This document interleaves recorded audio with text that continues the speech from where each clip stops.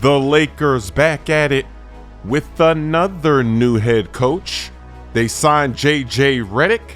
They're very excited about this. A former NBA player, podcaster, NBA analyst.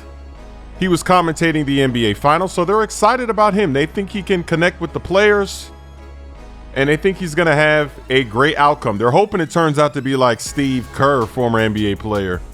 But the funny thing about the Lakers, it doesn't seem like this is a coaching problem, because the same problems they had with Frank Vogel, they had with Darvin Ham. With Vogel, they were complaining about the rotations, who he was playing together on the court at the same time, the substitutions he was making, the plays that he would run, the strategy. Then when Darvin Ham got there, same complaints. They're complaining about this rotation. Why is he running these guys, these plays at the end of the game?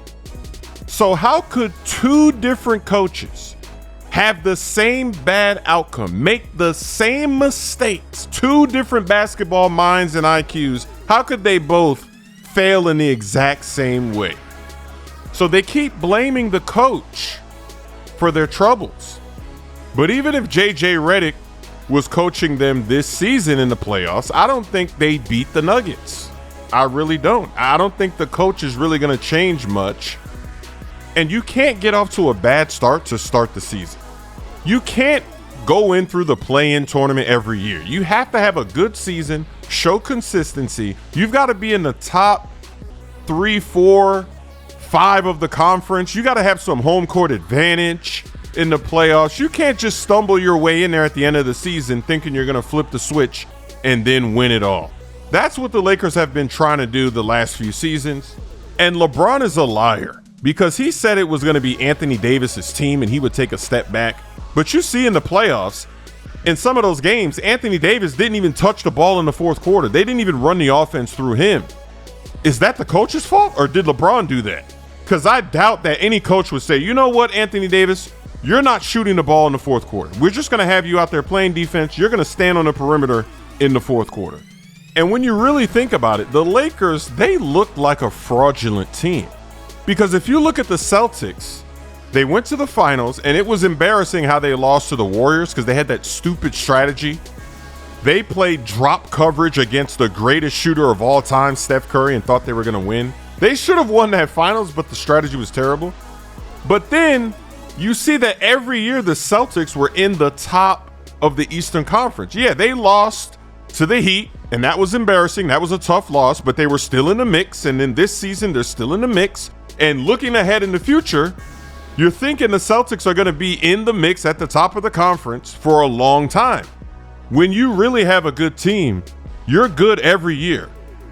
You're legitimate every year. You might be missing something. Maybe you can't go all the way, but you're not playing tournament every year like we've seen the Lakers do.